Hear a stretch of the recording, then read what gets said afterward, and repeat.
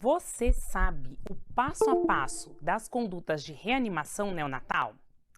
Eu sou a professora Sabrina da Pediatria e hoje eu vou contar o passo a passo e os pontos mais importantes que você não pode esquecer na sua prova.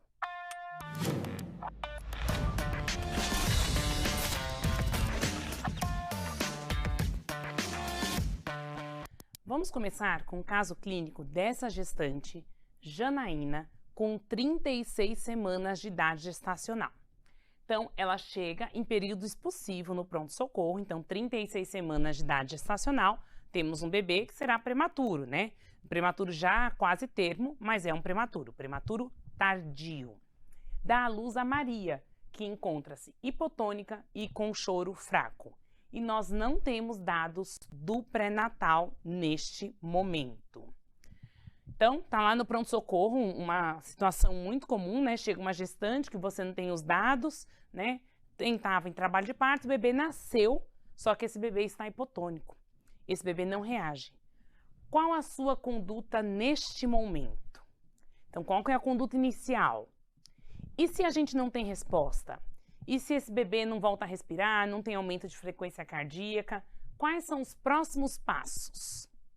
E quanto tempo a gente pode esperar para realizar o clampeamento do cordão umbilical? Neste caso e em outros casos, muda. Se é prematuro, se é termo, se nasce com vitalidade, se nasce sem vitalidade. Então, a gente vai revisar um pouquinho de tudo isso e eu vou dar as respostas para vocês. Os passos iniciais da reanimação neonatal que a gente não pode esquecer são 3. Então, nasceu o bebê. O que eu tenho que perguntar? Tá lá na questão de prova. Ah, nasceu aquele bebê. Ele é termo? Ele tem respiração ou choro presente? Ele tem tônus muscular em flexão, né? Porque então, se ele está hipotônico, ele não tem tônus em flexão. Se alguma dessas perguntas a resposta é não, eu tenho que obrigatoriamente conduzir a mesa de reanimação, tá? Não quer dizer que obrigatoriamente eu vou iniciar a reanimação. Eu posso ter um pré-termo, tá? Que nasça bem. Eu tenho que levar a mesa de reanimação para avaliá-lo, né? Para ver se ele tem algum fator de risco. Mas não quer dizer que eu vou fazer manobras de reanimação. Quando eu vou levar este bebezinho, né, para a mesa de reanimação, existem condições que são preconizadas que a gente tem ali para ser favorável para o bebê.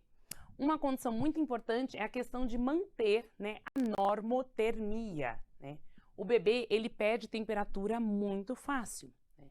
Ele nasce todo molhado, todo úmido, ele está em líquido amniótico. Então, a gente precisa pré-aquecer essa sala de parto, né? A temperatura ideal é de 23 a 25 graus, então eu não posso ter uma temperatura baixa que leve esse bebê à hipotermia e não posso ter uma temperatura alta que desidrate esse bebê.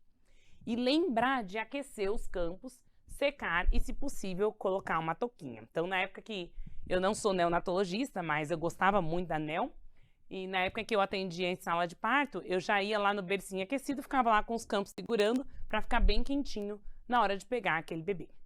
E lembrar que a gente tem que avaliar se as vias aéreas estão pérvias, né? Então, a gente coloca esse bebê em decúbito dorsal, sem inclinação, mas a conduta em relação à aspiração ou não aspiração, eu não vou discutir agora. Vou contar depois para vocês. Então, a gente fez aqueles passos iniciais, a gente avaliou, né, termo, respirando, se tem tônus, respondeu alguma coisa que não, levamos ele à mesa de reanimação, então a gente vai fazer os passos iniciais. Frequência cardíaca menor que 100 batimentos por minuto ou sem movimentos respiratórios regulares, isso cai comumente nas provas, eu vou realizar VPP, ventilação com pressão positiva, além de monitorar este bebezinho. Então, oxímetro e eletrodos.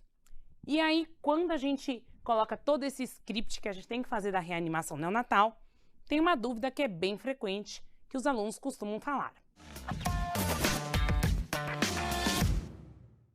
Se Maria fosse um bebê com mecônio, seria realizada a aspiração das vias aéreas? Então, se a Maria, né, essa Maria do nosso caso, lembra da Maria do nosso caso? 36 semanas, nasceu expulsivo. Então, ela não teria mecônio. Mas vamos supor que ela fosse lá já quase um pós-termo, né? 38, 39, 40, 41 semanas. Ela fosse um bebê com mecônio. Seria realizada a aspiração de vias aéreas? Então, eu falei agora há pouco com vocês da história que eu ia falar da aspiração. Mas independente de mecônio, não. Mas mecônio, eu aspiro? Eu não aspiro? Então, a gente tem que olhar direitinho qual é a recomendação, porque isso é um quesito aí de muita dúvida. Então, as diretrizes da Sociedade Brasileira de Pediatria de 2022, e eu coloquei exatamente o trecho que fala sobre isso, diz que no RN com líquido amniótico meconial de qualquer viscosidade, que após os passos iniciais apresenta apneia, respiração irregular e ou frequência cardíaca menor que 100, é fundamental iniciar a VPP com máscara facial e ar ambiente nos primeiros 60 segundos de vida. Neste caso, a laringoscopia direta imediata e a aspiração traqueal de rotina não devem ser realizadas. Segunda parte da recomendação. Em raras ocasiões, o recém-nascido com líquido amniótico meconial e não vigoroso pode precisar de intubação e aspiração traqueal para desobstruir a traqueia. Neste caso, a aspiração traqueal propriamente dita é feita uma única vez através de cânula traqueal conectada a um dispositivo para aspiração de mecônio e ao aspirador a vácuo. Com uma pressão máxima de 100 ml de Hg, a VPP deve ser aplicada imediatamente após a aspiração traqueal, salientando-se a importância de iniciar VPP nos primeiros segundos de vida. Então, ó, presta atenção. Então, presta bastante atenção. O bebezinho teve indicação para ir à mesa de reanimação, não importa, tá? Ele vai ter manobras de reanimação, ele precisa, ele não respira, frequência menor que 100, não importa se tem mecônio ou não. A sua conduta inicial sempre vai ser VPP, sempre é a primeira conduta. Depois, se esse bebê não responde a VPP, se ele não tem mecônio, eu vou discutir mais pra frente. Agora, se ele tem mecônio, tá? A gente tem que avaliar se é prudente aspirar as vias aéreas. E não é aquela aspiração que antigamente ficava aspirando o tempo todo. Você vai aspirar sob visualização direta e uma única vez. Não esqueçam disso, ok? Então, o bebê com mecônio, resumidamente, se ele tem boa vitalidade, a gente não vai aspirar. Se ele tem suspeita de obstrução, se eu faço a VPP e ele não responde, aí sim está indicada a aspiração, ok? Aí a gente fez a VPP com máscara facial. Um outro questionamento importante ali do nosso protocolo, do nosso script da reanimação, é se a gente fornece oxigênio ou não fornece oxigênio.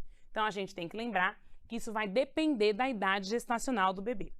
Um detalhe que não pode esquecer é que a gente fala do termo, pré-termo, mas na recomendação das diretrizes, a idade gestacional de corte é 34.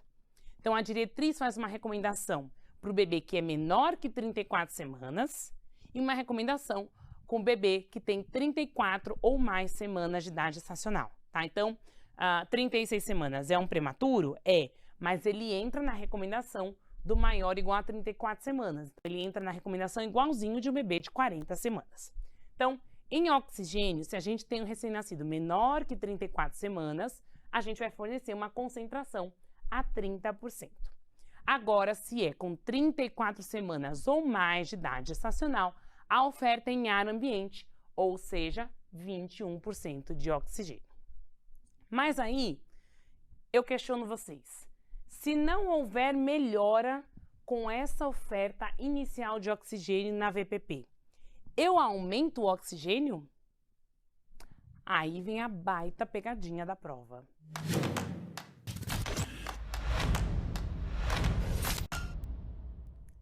Então, não caiam nessa baita pegadinha. O recém-nascido que não melhora com VPP, né? Muitas vezes se pensa, não está melhorando com a VPP, então vamos fornecer mais oxigênio. Só que não. antes de tudo, a gente tem que verificar a técnica. Inclusive, na própria diretriz, os estudos mostram que os bebês só com aumento do oxigênio não tem uma melhora efetiva, né? A gente tem que passar aí para um próximo passo. Então, fez a VPP de maneira adequada, né? Aparecia de maneira adequada, o bebê não respondeu, a gente tem que verificar a técnica para depois passar para a próxima fase, ok? Então, VPP com máscara facial que não foi efetiva, após verificarmos e corrigirmos a técnica, a frequência cardíaca ficou menor que 100, permaneceu menor do que 100, nosso próximo passo é VPP com cânula traqueal. Nada de aumentar o oxigênio, ok? Então, a ventilação com máscara facial prolongada, o bebê que não está respondendo, é indicada a VPP com cânula traqueal ou na necessidade de massagem cardíaca. A gente não pode pular passo. É VPP com máscara facial, verifica a técnica, VPP com cânula traqueal, massagem cardíaca. Fechou? Então, VPP adequada e efetiva com cânula traqueal que não produziram elevação da frequência cardíaca para valores maiores que 60, a gente vai indicar massagem cardíaca. E como que é essa massagem cardíaca? Como que nós temos que realizá-la? A gente utiliza ou a técnica dos 2 polegares, né?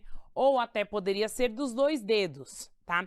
Mas depende muito do tamanho do bebê. Então, usualmente na diretriz, a técnica dos 2 polegares, como a gente tem na foto, né? Que a gente vai apertar na relação 3:1. Se frequência cardíaca menor que 60, após os 60 segundos de VPP com cânula traqueal, né, em O2 a 100% e massagem cardíaca adequada, então, relembrando todo o script, porque é esse script que você tem que lembrar na prova e na vida. Não respondeu lá aquelas 3 perguntas, mesa de reanimação. Começa a reanimação, VPP com oxigênio, com máscara de oxigênio, 34 semanas ou mais, ar ambiente, menor que 34 semanas, 30%. Verifico a técnica. Não respondeu, cânula traqueal. Não respondeu, massagem cardíaca. Não respondeu, adrenalina. Tá? Então, escreve aí no resuminho que é esse o script básico que vocês têm que memorizar. A adrenalina a gente administra via ou endovenosa, e aí se for endovenosa, a dose vai ser 0,02 miligrama por quilo, e a gente pode repetir essa dose a cada 3 a 5 minutos, ou na impossibilidade de ser endovenosa, a gente vai realizar via traqueal, 0,1 miligrama por quilo. Bora retomar nosso caso clínico? Então, lembra que era um bebezinho de 36 semanas de idade gestacional que nasceu sem reação nenhuma, né? Primeira conduta, conduzimos a mesa de reanimação, né? E iniciamos VPP com máscara facial. Se não houve resposta satisfatória, verificar técnica, tá? VPP com cânula traqueal, massagem cardíaca, adrenalina. Esse é o script. E quanto tempo eu posso esperar para realizar o clampeamento do cordão umbilical? Se o bebê não nasce bem, o clampeamento é imediato. Mas, se o bebê nasce bem, temos update. Então, tivemos uma pequena alteração, tá? Que pode interferir na interpretação das questões de prova. Então, como que era que estava lá na diretriz? O bebezinho maior ou igual a 34 semanas de idade gestacional, a gente clampeava o cordão umbilical em 1 a 3 minutos. Para o bebezinho menor que 34 semanas, a gente aguardava de 30 a 60 segundos.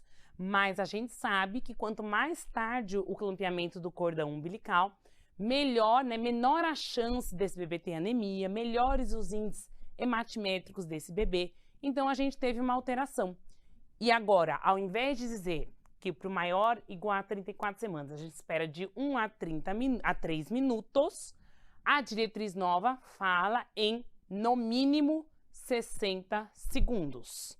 Mas não coloca tempo máximo, ok? Geralmente, na prática, a gente espera ali até parar a pulsação daquele cordão umbilical. Já no menor que 34 semanas, a gente fala 30 segundos ou mais. Então, veja que nessa atualização a gente não tem o máximo. A gente só tem que lembrar que para o maior de 34 semanas, pelo menos 60, e para o menor de 34, pelo menos 30 segundos, ok?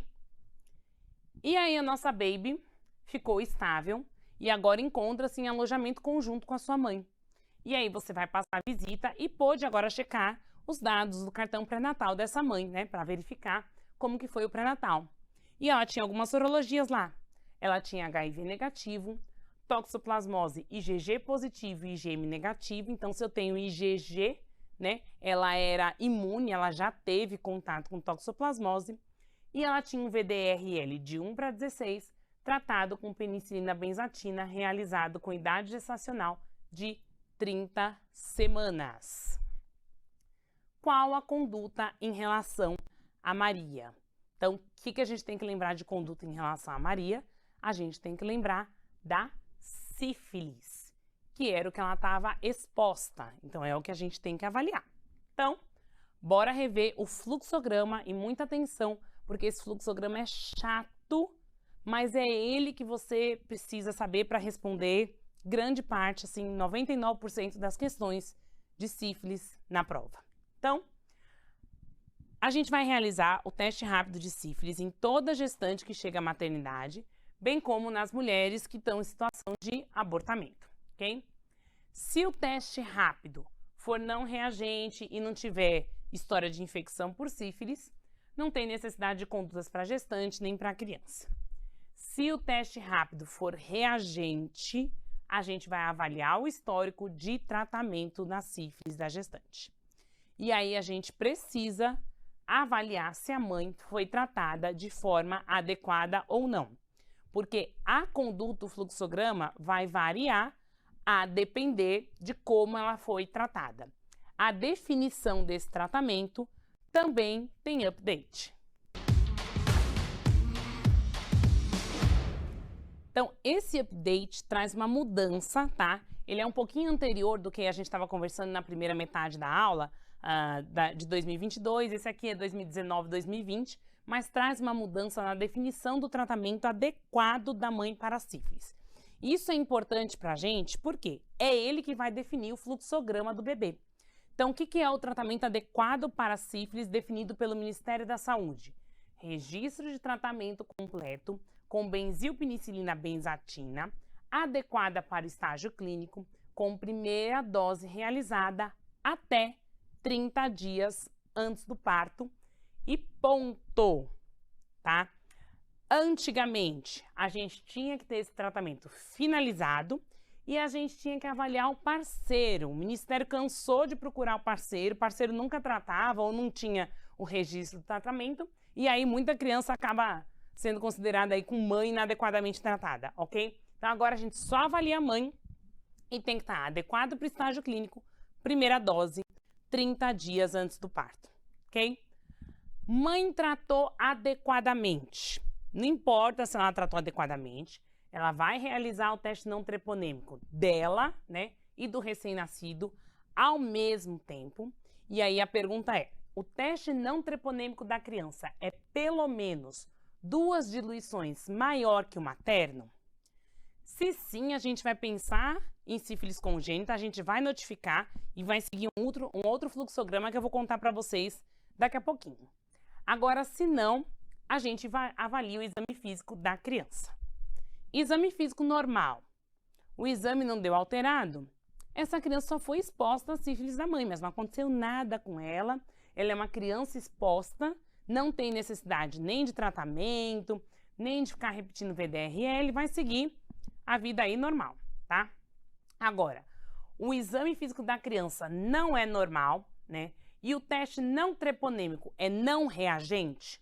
Se sim, a gente tem que avaliar as outras TORCHs, né? Então, a gente tem uma alteração de exame físico, uma hepatosplenomegalia, uma icterícia, petequias, provavelmente tem alguma outra TORCH. Agora, se a resposta for não, a gente notifica e segue o mesmo fluxograma do bebezinho para inadequadamente tratada. Então, no tratamento inadequado, a gente vai notificar, né, para sífilis congênita, realiza o teste não treponêmico sérico da mãe e do recém-nascido ao mesmo tempo, né, além de hemograma completo, glicemia, raio-x de ossos longos e líquor, onde a gente vai avaliar celularidade, glicorraquia, proteinorraquia e VDRL. Se o exame físico do recém-nascido, hemograma, líquor, raio-x de ossos longos são normais e o teste não treponêmico do recém-nascido é não reagente, se a resposta é não, eu tenho que avaliar o líquor. Porque eu sei que essas crianças todas aqui vão receber penicilina. Se a mãe tratou inadequada, todo mundo recebe penicilina, tá? Mas eu tenho que avaliar, teve alteração de exame, resultado do líquor é normal, a criança não tem neurosífilis, ela pode tomar benzilpenicilina cristalina ou procaína. Agora, se eu tenho alteração do líquor, ela tem neurosífilis, obrigatoriamente é só penicilina cristalina. Por outro lado, se apesar da mãe ter tratado inadequadamente, tá tudo bem com o bebezinho, a gente só vai fazer a benzatina dose única. E aí todo mundo vai seguir ambulatoriamente, ok? Então, depois de avaliar o cartão, as condutas pertinentes, você segue o atendimento a Maria, que agora está completando 48 horas de vida e vai realizar o exame físico dela. Então, a gente avaliou o cartão, avaliou que a mãe teve tratamento adequado, a gente vai depois pedir os exames e fazer todo o fluxograma que a gente comentou aqui. Mas agora, no exame físico, ela está em bom estado geral, corada, hidratada, ictérica zona 2, afebril, com horoscopia e otoscopia sem alterações, parte cardíaca, 2 bulhas rítmicas normofonéticas sem sopros, pulmão humoro vesicular presente sem ruídos adventícios, abdômen semigloboso, flácido indolor, com coto umbilical em mumificação, extremidades com boa perfusão sem edema, reflexos presentes simétricos e normais e ortolane negativo.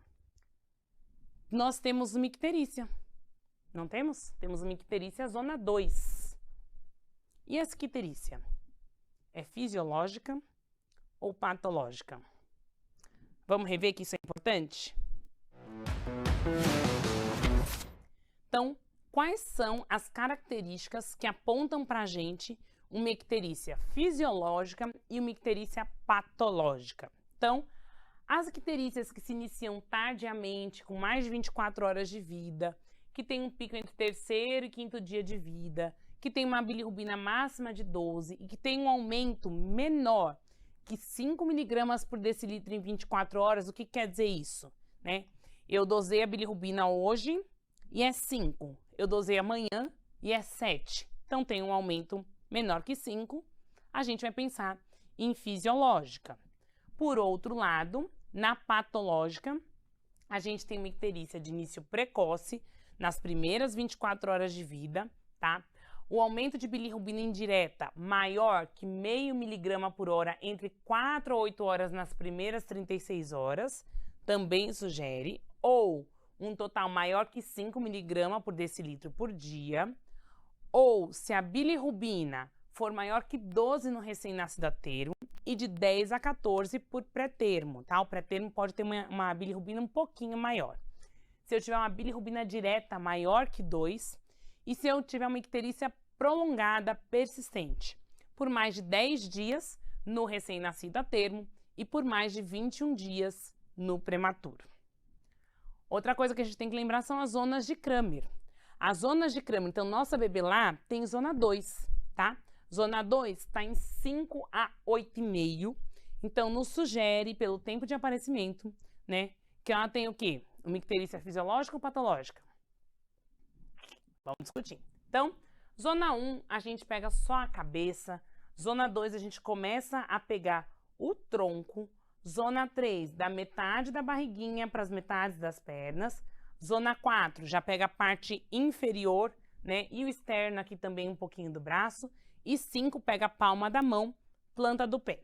Avaliei o bebezinho, por exemplo, Maria. tá com zona 2, eu vou estimar de 5 a 8,5, tá? Zona 1 de 4 a 7, zona 3 de 6 a 11,5, zona 4 de 9 a 17 e zona 5 maior que 15. Isso é uma estimativa. E aí, a Maria precisa tratar a icterícia? É fisiológica ou patológica? Fisiológica, né, gente? Ela não precisa tratar, a gente vai só observar. Mas, quais são as opções que a gente tem para tratar a icterícia? O mais comum é a fototerapia, né?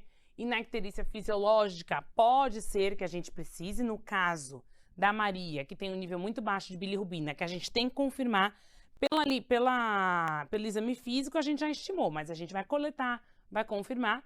Pode ser necessário? Pode. Para ela, provavelmente não, zona 2 está estimada bem baixinho. Mas existem icterícias em que a gente vai precisar fazer exsanguíneo e transfusão, principalmente aquelas patológicas que iniciam em menos de 24 horas de vida. E também tem as icterícias em que a gente tem que tratar uma patologia de base. Lembra que a gente falou lá do predomínio da bilirrubina direta? A gente vai pensar em atresia de vias biliares, cuja conduta é cirurgia de Kasai, ok? Então, depois que você resolveu tudo, a Maria recebeu alta com orientações, só que ela retorna no ambulatório com 7 dias de vida, ainda com icterícia zona 2, 3. E ao exame ela tem uma perda ponderal de 12%. Será que é icterícia do aleitamento materno ou do leite materno?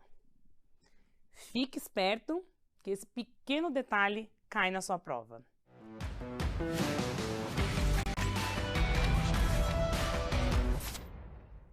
Então, vamos lembrar de diferenciar. O que é a icterícia do aleitamento materno? É da técnica do aleitamento materno, é das dificuldades do aleitamento materno, não é do leite em si. Então, ela é uma icterícia que ocorre na primeira semana de vida, que está relacionada com a técnica de amamentação, com baixa ingesta. Então, o bebê não está mamando na técnica adequada, ele mama pouco, né? E ele perde peso, que é o que está acontecendo com Maria. Lembra que é estimado que um bebê perca até 10% do seu peso nos primeiros dias, ela já perdeu 12% e aumentou a icterícia. O que provavelmente não está acontecendo com ela? Não está mamando direito. Se a gente perguntar de xixi e cocô, provavelmente não está da maneira adequada. O que a gente tem que fazer? Corrigir os erros, né? E se for necessário, a gente vai complementar até conseguir adequar essa técnica. Por outro lado, diferentemente, a gente tem a icterícia do leite materno. Essa é uma icterícia que persiste. Após a primeira semana de vida, 7, 10, 14 dias, e ela está relacionada ao leite humano. Algumas mães têm uma maior concentração ou menor de beta-glucuronidase que vai interferir nessa conjugação ou não da bilirrubina, e aí o bebê que não conseguir conjugar tanta bilirrubina vai ter um aumento e vai ter icterícia. A gente, né, acaba fechando o diagnóstico ali quando a gente suspende o aleitamento materno por 24 a 48 horas e tem uma melhora clínica importante, mas, porém, a suspensão não é sempre indicada, tá? Não tem indicação formal que a gente precisa suspender o aleitamento materno. A gente tem que monitorar este bebê, ok? E agora a gente estava falando de icterícia, né? Falou de fototerapia, falou de sífilis, mas você lembra, você sabe o passo a passo das condutas na reanimação neonatal? Então vê se é a termo, se está respirando, se tem tônus, né? Se alguma coisa aí está errada, a resposta é não, a gente vai para a mesa de reanimação. Se a gente vai começar a reanimação, a gente faz o quê? VPP com máscara. Não melhorou? Aí verifica a técnica, corrige. Não melhorou? VPP com cânula traqueal. Não melhorou? Massagem cardíaca. Não melhorou? Adrenalina. E é isso por hoje. Bons estudos e até a próxima aula.